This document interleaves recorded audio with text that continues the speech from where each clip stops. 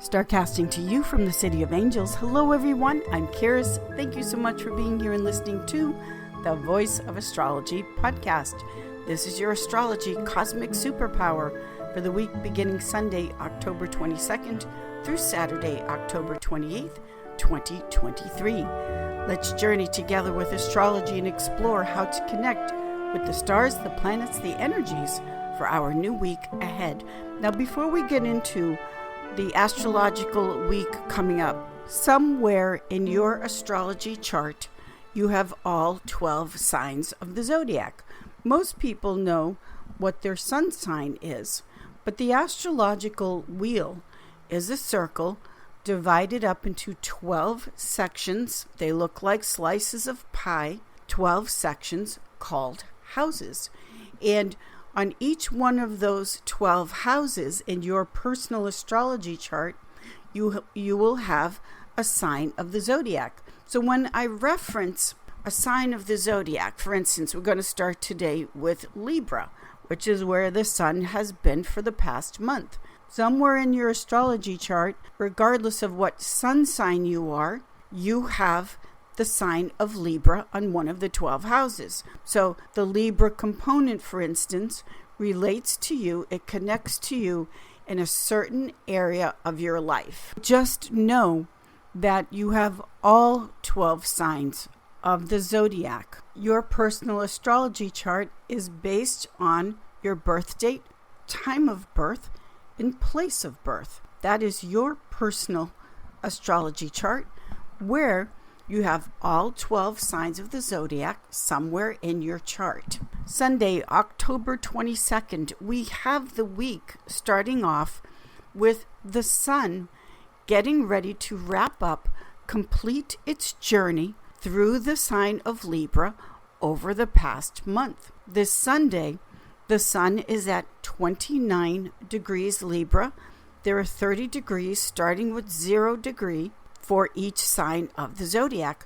Now, as the sun, which is light, consciousness, awareness, as it has been traveling through the sign of Libra, what's been brought into greater awareness is the Libra theme of love, harmony, peace, relationship, marriage.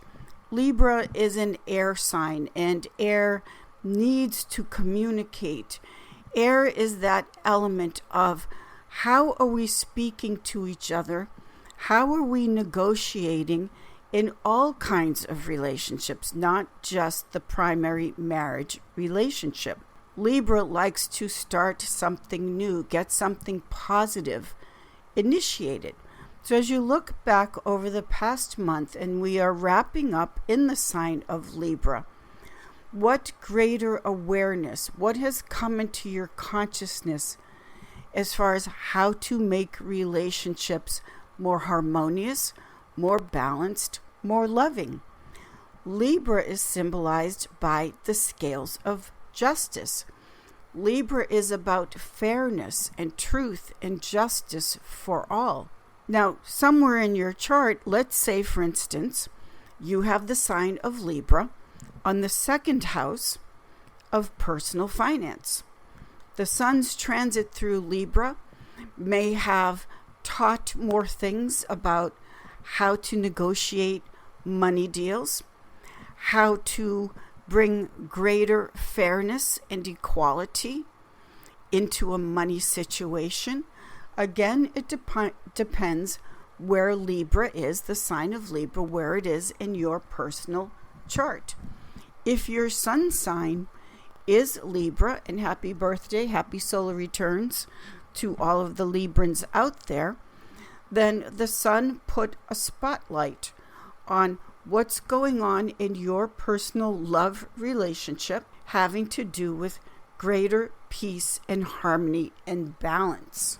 We are starting off this week with the sun in Libra and the moon in Aquarius. Now, the two lights, the sun and the moon in air signs, Libra and Aquarius, both of these signs of the zodiac are very social. They love people. They're all about connecting to others. The moon in Aquarius, which is how we're starting off the week, the moon is the need that we have, an emotional need. And the moon in Aquarius is that need for freedom, independence. Aquarius is so much fun. The moon in Aquarius is the need for what is unique, what is different about you. Aquarius is very much about the future. A lot of times Aquarians can feel almost like they're aliens because they can be so far ahead in the future that we may not have caught up to them yet. So the moon in Aquarius is that emotional need to rebel against something, to do something differently. And the sun and the moon in harmony, the sun in Libra, moon in Aquarius, the inner and the outer, the mind and the emotions, in balance, in air signs, brings in the moon in Aquarius wanting to move into the future, the sun wrapping up in Libra, wanting to feel like something new and positive has begun in the area of relationship, peace, and harmony. Also on Sunday, we have Mercury, which is the mind, in fixed water Scorpio. Now, fixed water Scorpio is very determined. And when Mercury is in Scorpio, this is wanting to get to the truth. What is the bottom line? This is what the power of Mercury in Scorpio is all about. Mercury in Scorpio is the ability you have to not just look at things on a very surface level, but water is deep. It's the ability you have, the power you have to not only follow through on an idea and a concept, that's Mercury, but also to see something through in the bringing into light a mystery, getting to the truth. This is our Mercury in Scorpio as we start off the new week. The moon in Aquarius makes a square aspect to Mars in Scorpio, and the moon in Aquarius makes a square aspect to Jupiter retrograde in Taurus. Now, all three signs, Aquarius, Scorpio, Taurus, these are fixed, determined signs of the zodiac. The moon in Aquarius wants that freedom, wants that movement, wants to keep it lighter in energy. Taurus and Scorpio, these are the money signs. My money versus our merged money. The moon in Aquarius is that energy of you wanting to be free and unrestricted and not so obligated by financial obligations and responsibilities. We are also in second quarter to full moon. Second quarter to full moon is when the light is increasing, it's waxing, it's growing. The energy, the intensity, also the energy and power to accomplish a goal is growing as we move from second quarter to full moon. With that lunar eclipse in Taurus coming up, which we will get to, Monday, October 23rd, we have the solar ingress into the sign of Scorpio. The sun's entry into fixed water Scorpio is the sun pulling itself up out of its fall in the sign of Libra and being very resolute and determined about something. Fixed water Scorpio is very extreme in what it loves and what it hates. There is no wishy-washy, middle of the road when it comes to the sun in the sign of Scorpio. Whereas during the sun's time in Libra season, Libra being air and moving and negotiating and trying to find the balance in the final resolution, the final decision. The solar ingress during Scorpio season is the decision has been made and there is no turning back. Once fixed water Scorpio is set on a course, it is final. Scorpio will see it through to the end, no matter what the conditions, no matter what the cost.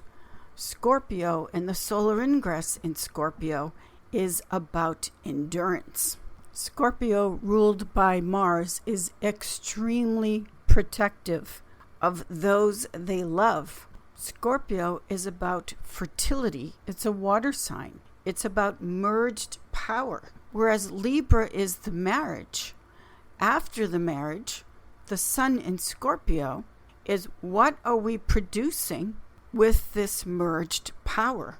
Scorpio has a lot of personal power and energy. And when if Scorpio merges their energy and power with another, the solar ingress through Scorpio brings into awareness and light what happens, what is produced when you merge your power, whether it's Scorpio or not. Remember, somewhere in your chart, you have fixed water Scorpio. But what are you producing when you merge your power with another power? Scorpio is regeneration. They can always come back and regenerate, no matter how tough or extreme it gets. Scorpio is the sign of sexuality, and like everything else that Scorpio is very extreme about, that includes sex and sexuality.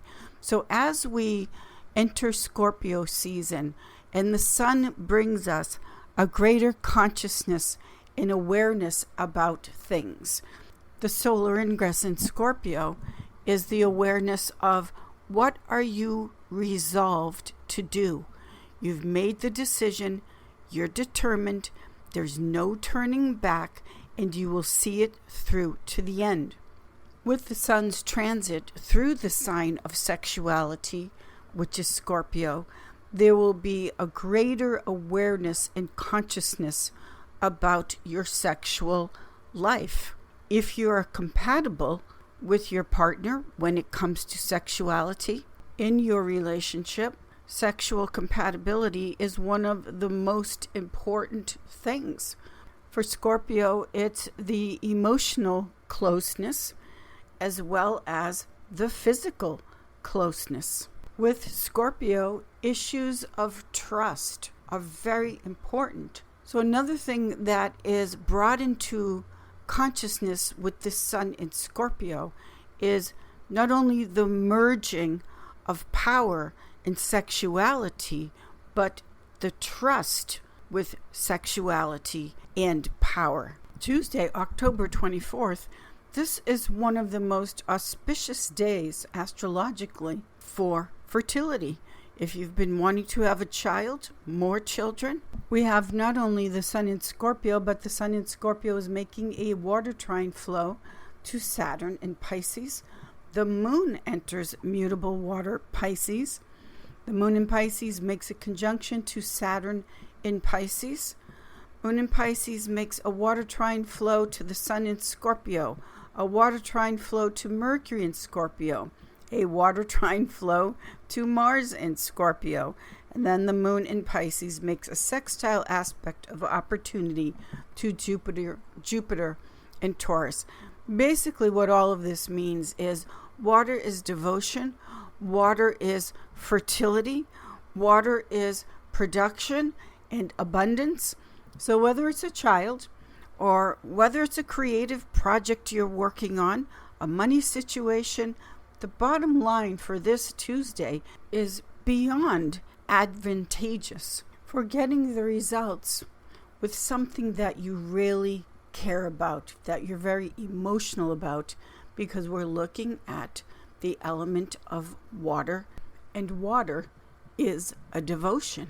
Wednesday, October 25th, this overflow of the water element continues. We still have the moon in Pisces making an opposition to Venus in her fall of Virgo. The moon in Pisces makes a sextile aspect of opportunity to Uranus in Taurus, ruled by Venus. The moon in Pisces then makes a conjunction to Neptune in Pisces, This is the ocean of water and emotion. It's overflow. The moon in Pisces then makes a sextile aspect to Pluto in Capricorn. The blending of water and earth are healing modalities. Water, the emotions, the earth element, the body. The elements of water and earth in astrology are feminine and encourage us to go within and alleviate whatever pains you. Water and earth in astrology are medicinal and heal us in some way. Thursday, October 26th, the moon then changes into the fire sign of Aries. The moon in Aries is very impatient. It wants something beyond quickly and fast. Aries is ruled by the planet Mars. Scorpio is ruled by the planet Mars. But there is a difference. Whereas Scorpio, which is fixed and determined, has the willingness to be patient and wait until the appropriate time. The moon in Aries does not have the patience to wait until the appropriate time. So now we're approaching the full moon in Taurus, and we've got the sun and the moon feeling not only impatient, but anxious. It's amped up. We also have to take into consideration that this is a full moon week, and now the moon is waxing gibbous, almost at that exact moment of the full moon eclipse. Now, before we get to the exact moment of the full moon eclipse, there is always more room for growth. In this astrological situation with the moon in Aries, sun in Scorpio, the room for growth, or let's say greater awareness, is that patience is required. Jumping too quickly, too much, too soon, which is what the moon in Aries wants. Aries is very brave. It just rushes right in there. But this situation with the sun in Scorpio, the growth is trusting that everything will have its time at the appropriate time. Trust the journey and the process that it will all work out, but we have to let things be at the appropriate time that they are meant to be. Friday, Venus's day, we still have the moon in Aries, and the moon in Aries makes a conjunction to Chiron in Aries. This is a greater sense of your identity, yourself. The moon in Aries makes an inconjunct Antisha aspect to Venus in Virgo. This is an underneath understanding language, let's say, astrologically, of having more confidence and also having the patience and confidence that at the right time, love will be there. Saturday, October 28th, the moon enters her exaltation in the sign of Taurus, ruled by Venus. Taurus is your natural nature. Taurus is Gaia, nature, Mother Earth, everything in its purest natural state. Now, with this eclipse, which always eclipses something out of our life, returning to your true needs, this is the moon always. It's instinctual, it's emotional, and when it's in the sign of Taurus, it's returning to a greater, not only awareness, but a greater depth and intensity with your sensations. For example, it's one thing to have a meal quickly because you're busy. It's something else to really take in and relish and absorb the enjoyment of not only taste, but all of the senses. Music, hearing, sight, not just looking at something, really taking in the beauty of the visual that you're looking at. Sound vibration, the body, sensuality, your sexuality. This lunar eclipse, not only getting back to the true nature, but it's always the pleasure and the blessing and the gift that we have senses, physical senses to begin with, is reconnecting with your wild nature. This full moon in Taurus mirrors back to us, because the moon is our satellite. It mirrors back to us our true image or internal image that we have of ourselves. And the full moon in Taurus is mirroring back to us how important it is, how essential that enjoying life and being happy. Taurus is ruled by Venus. Reconnecting and knowing your true nature and then being true to it is this full moon eclipse in Taurus.